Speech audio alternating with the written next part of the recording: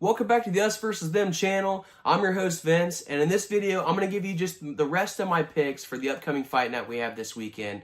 We're just not able to give you all the picks in individual videos like we have been doing in this channel. But I still want to make sure I get those picks out for you guys because there's just a lot of opportunities to make money, and I just want to get it out there for you guys and put it on record. Before we get into any of these breakdowns, if I could just remind you guys, hit the like button for this video, subscribe to the channel. It just puts us in the algorithm and it helps our channel grow to where we want to grow it to. So yeah, with that, let's get into the rest of these breakdowns. For Mayra Bueno Silva versus Jacqueline Cavalcante, I'm leaning towards Cavalcante getting this one done, but I'm not super confident in that pick, to be honest with you. Cavalcante is sitting at a minus 250. So she's a pretty decent favorite, especially given, especially compared to some of the other fights in this card. But Mayra Bueno Silva is going to have the experience advantage. She's got more than double the experience in UFC fights. So I think that's going to definitely help her. That experience is going to help her upcoming in this fight. When you look at the career trajectories of both of these fighters, I think both of them are kind of on different career trajectories as well. Cavalcante is undefeated in the UFC, whereas Bueno Silva, was at one point talked about fighting for the title, and now she's riding a 3-fight skid. She's starting to get older in the division as well, so that title aspiration dream is starting to become smaller and smaller for her. So yeah, for my official prediction, give me Cavalcante. I think she's going to get this one done this weekend by decision. In the next fight, we have Josh Hockett versus Max Jimenez. Hockett sitting at a minus 420 favorite. He's the biggest favorite on the card, and I think he's the biggest favorite on the card for a reason. Josh Hockett, both these guys have grappling backgrounds, but a very different grappling background.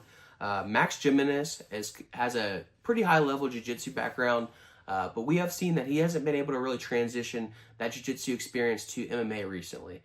He's going to be making his UFC debut, and I think he's only making his debut as just somebody for Hockett to fight in his debut as well. Jimenez is just not really a UFC caliber fighter, and when you start looking at his records and some of the opponents that he's fought in his pro MMA career, he's going to decisions and losing to guys who have losing records and shit like that. I just don't think Jimenez is as UFC caliber. This fight's pretty straightforward, so yeah, give me Hockett on this one. I think he's going to be able to get him, take him down, get ground and pound, and get the KO. So Hockett by knockout is my official prediction. For the next fight, we have Tisha Pennington versus Denise Gomez. This is pretty close to a pick'em fight right now. Pennington is sitting at a slight dog at plus 148, and Gomez is at a minus 184. To be honest with you, I think the biggest difference in this fight is going to be the power from Gomez. I think Pennington is going to have the potential to win this fight just from landing the more volume. But we have seen time and time again where Pennington just loses the close fights just because she doesn't have the pop in her hands to win those moments and have those moments in the eyes of or those moments for the judges that just says, yes, I remember where she caught her with that right hook or this, whatever it is. She just doesn't have the pop, so there's just no memorable moments from the fight. She loses a lot of close decisions, and I think this is a perfect opportunity for her to do that again, to be honest with you. So give me Gomez on this one by decision. The next fight, we have Miles Johns versus Daniel Marcos.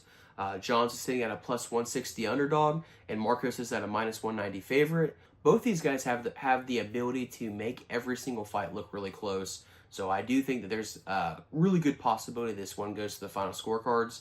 I just think that Marcos just might have a little bit more tools in the toolbox when it comes to the striking compared to Miles Johns. Miles Johns looked pretty good in his last fight against Gene Matsumoto, but to be honest with you, he just didn't do enough for me to think that he's going to be somebody that can be a contender one day or a rank fighter one day. But Daniel Marcos has shown to me that he can be maybe not a contender, but at least a rank fighter and a pretty stacked division. I'm not super impressed from Daniel Marcos in his past fights, especially when he got a lot of hype for being an undefeated fighter, but I think he's going to have what it takes to get it done this weekend. So give me Daniel Marcos on this one by decision. Then we have the opening bout between Jackson McVeigh versus Zach Reese. McVeigh is sitting at a plus 250 underdog, and Reese is at a minus 310 favorite. This is a late notice fight for Reese. McVeigh was supposed to fight somebody else. That fight fell through. So this fight got scheduled on less than a 1 week notice. So that's just something important to note. We have seen in past fights in the UFC where Zach Reese just kind of looks a little bit too green. He still is really new in pro MMA. What does he have? He has 11 pro bouts, but he has 6 pro bouts in the UFC. So he spent a majority of his career, early career, in the UFC. So we have seen him over and over, time and time again, kind of look, a little rough around the edges. But for the first time in his UFC career, he's fighting somebody with less pro bouts than he has. McVeigh is only 6-1 in his pro career, so I think for the first time we're going to see Zach Reese look like the more experienced fighter, and I think he's also the more explosive fighter and just a better fighter in general. So I think Zach Reese has a lot of paths to victory. He can submit him, he can win a decision, but I think he's going to get done this weekend by knockout. I wanted to get those picks to you guys, so that's why I brought this video to you guys. But stop by for our next video where I'm going to give you guys my official parlays. I got 3 parlays that I'm really excited about. So stop by for that video if you want to tail them. If you agree, disagree with any of these picks that I've given you guys in this video, drop a comment and let me know. And that's all I got for you guys. So I'm the fuck out of here.